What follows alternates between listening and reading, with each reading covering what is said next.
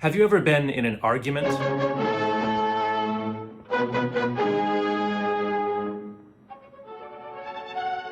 Of course you have. Now, have you ever testified against your closest friend in divorce court?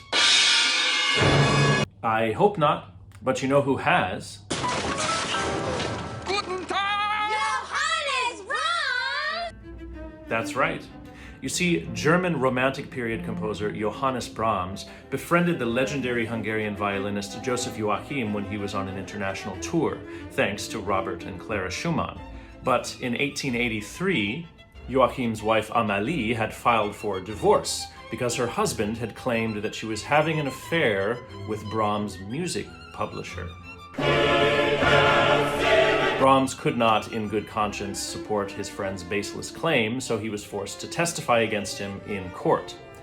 5 years later, and the relationship had still not been mended, so Brahms sought to fix that by writing a new piece for Joachim to perform, and thus the Double Concerto for violin, cello, and orchestra was born. Now, I think the first movement of the Double Concerto can be heard as a kind of musical illustration of an argument. Possibly even this argument. Stay with me. The moody and dramatic opening in the orchestra sets the scene for a fierce argument.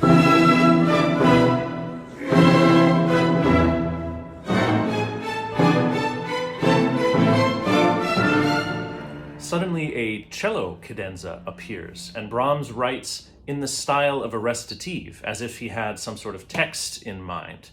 Now, of course, Brahms is represented by the cello, obviously, and he'll have the first word. Our argument has commenced.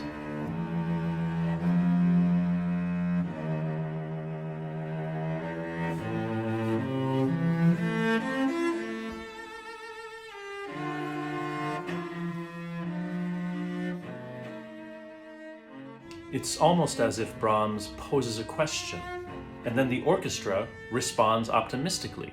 Maybe there's hope.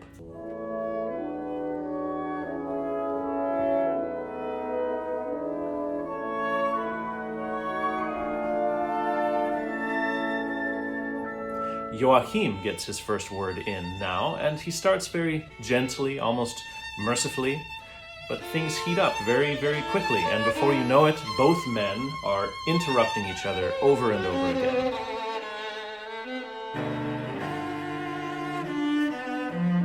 These interruptions continue until both begin to play furious 16th note figures. Soon, both of them are talking at the same time. The only thing they can agree on is their disagreement.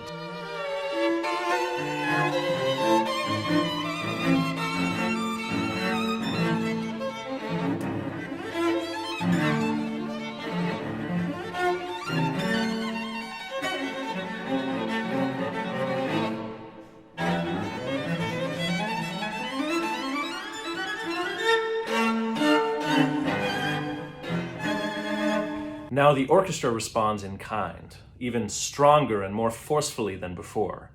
And just as it is in real-life arguments, we have found ourselves right back where we started.